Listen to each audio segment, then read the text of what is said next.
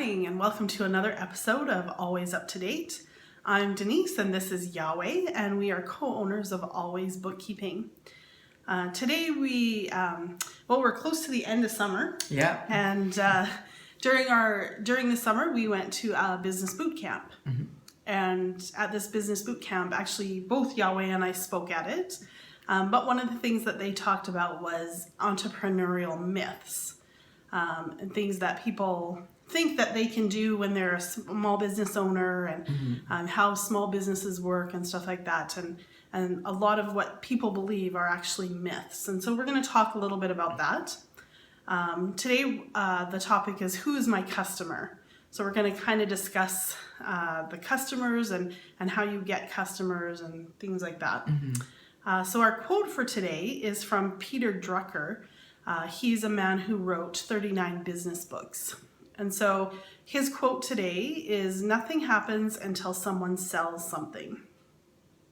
The statistic that we have is from CB Insights.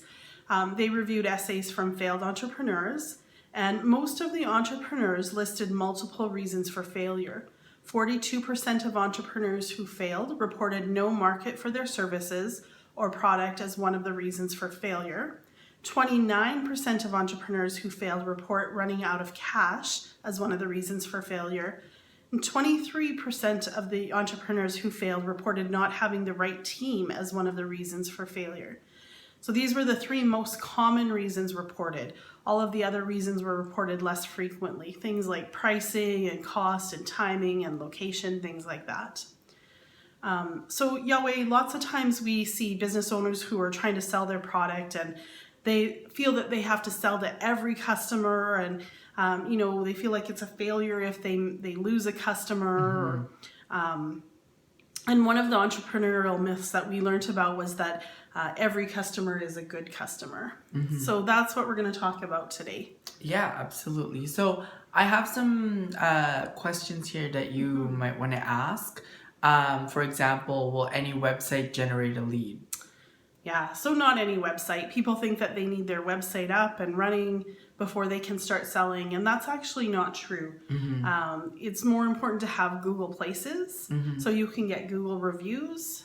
People are going to look at reviews more than they're going to look at your website. Mm-hmm. And also with a website, there's certain parts of it that you need to have in place that people are going to look at. They're not going to, people put so much money into a website, but they miss the key parts of it that need to be in there.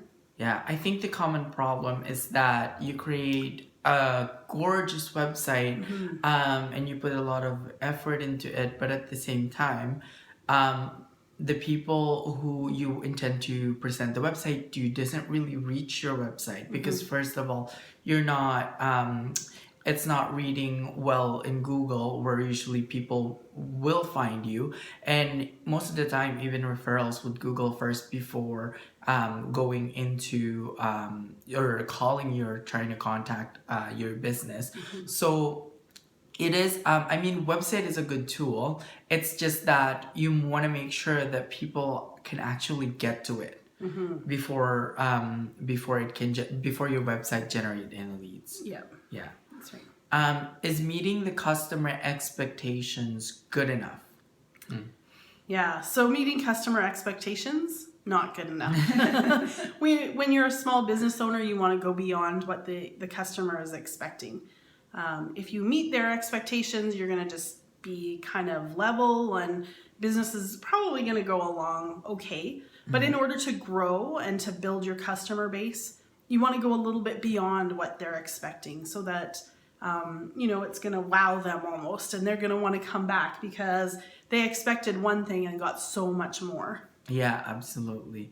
And the thing with meeting customer expectation is that if you don't go above and beyond it, you almost lose that differentiation factor from your competitors.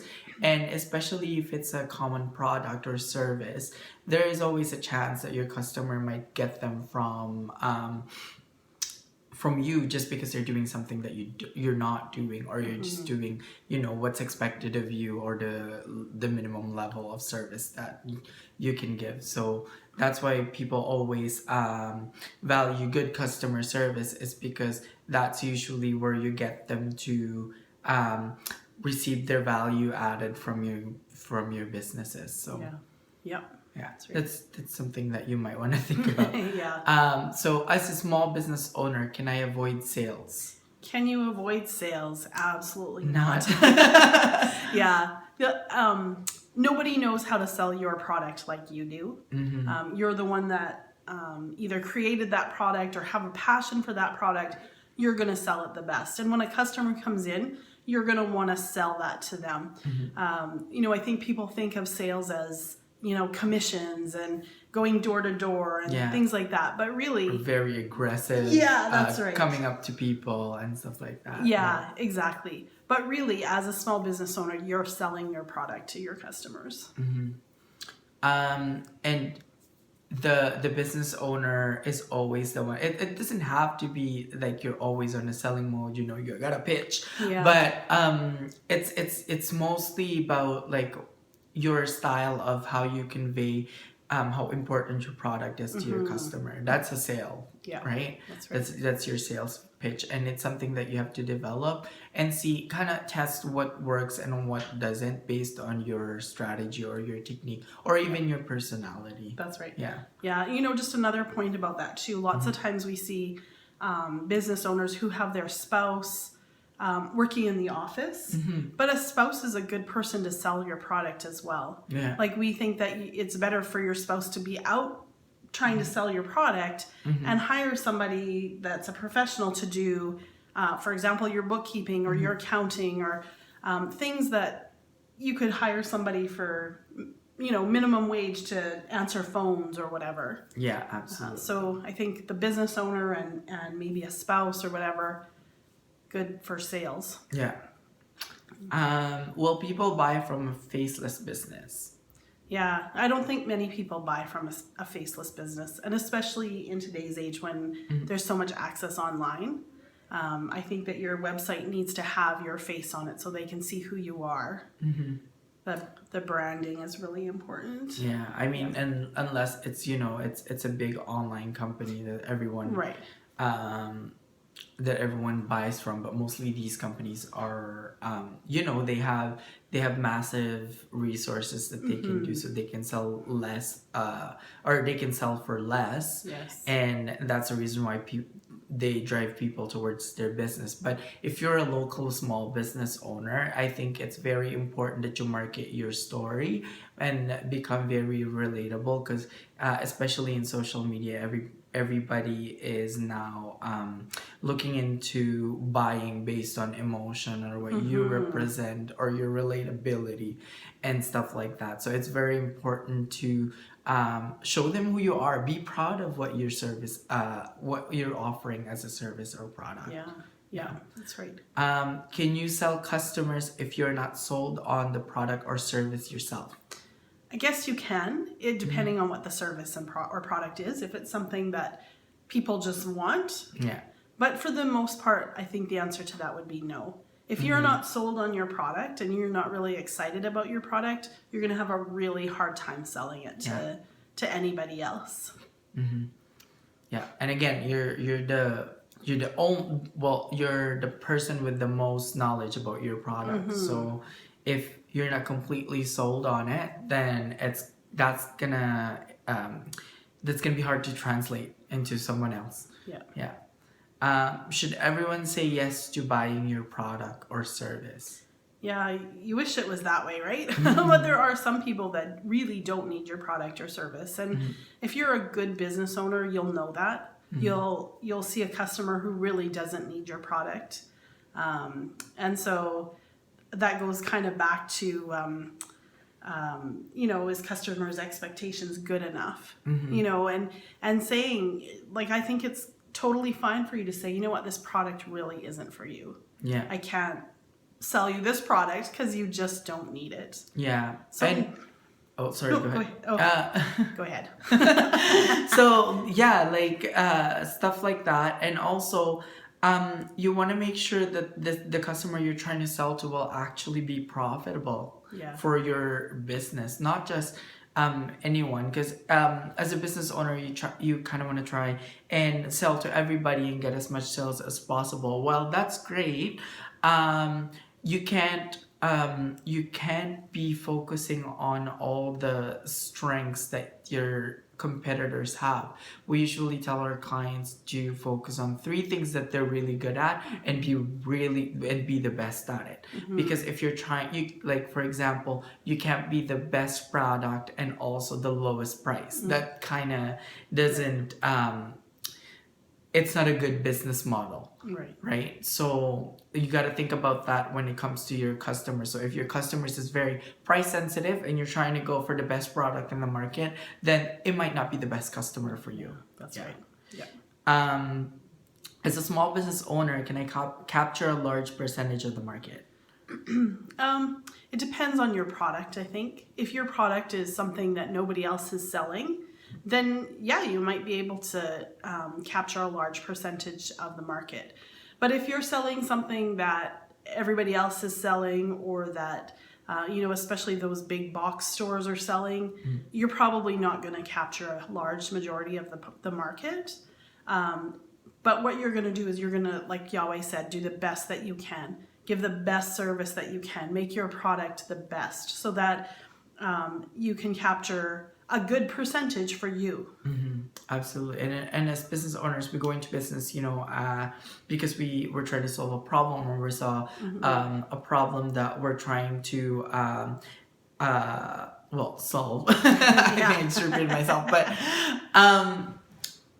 so with that in mind, like business owners usually start and they say, oh, my product or my service is different from my competitors. Don't mistake your differentiation strategy to a completely niche product in the market. If you have a niche product, then yeah, you might be able to get large percentage of the market because you're the only one that's offering it. But if it's a differentiation strategy,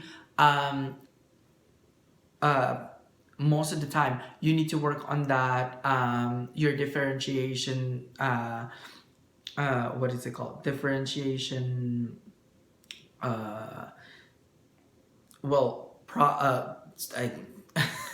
I guess your differentiation strategy and competitive advantage is what I'm trying to get at, to be able to get a larger percentage of the market. Will I sell 100% of my supply or capacity? Probably not. Most people don't sell 100%. Even the box stores, they don't sell 100%.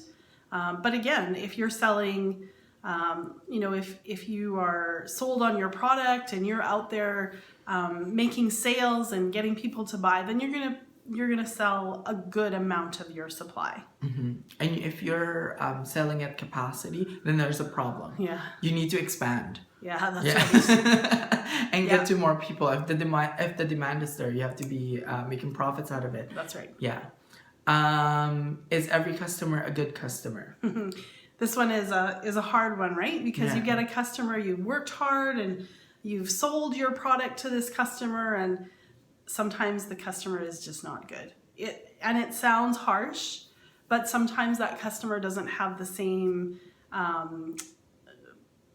beliefs as you, or the same, not beliefs, but the same values. The same values as you. And so you struggle with that customer, and sometimes it's better just to let them go. You spend more time and more money trying to make them happy and trying to get them to maybe buy something that they don't need or they don't really want, and you're just wasting your time. And so sometimes you just have to break relations with that customer and just accept that. I don't think that's a bad thing all the time. Sometimes it is better for your business to not have that customer. Yeah, true. Will more revenue solve a broken business model? Yeah, not really. I mean, if you have more revenue, you might have more money to put towards fixing your business model. But it's not necessarily about the revenue. It's about these things that we talked about, making the sales, getting the customers in, going beyond the customer's expectations. Those are the things that are going to build your business model and help you have a successful business. Yeah. I think that's all the questions I have for now. I hope you guys find it informative. If you like watching these videos, please like and subscribe to our channel, and we'll see you guys next time.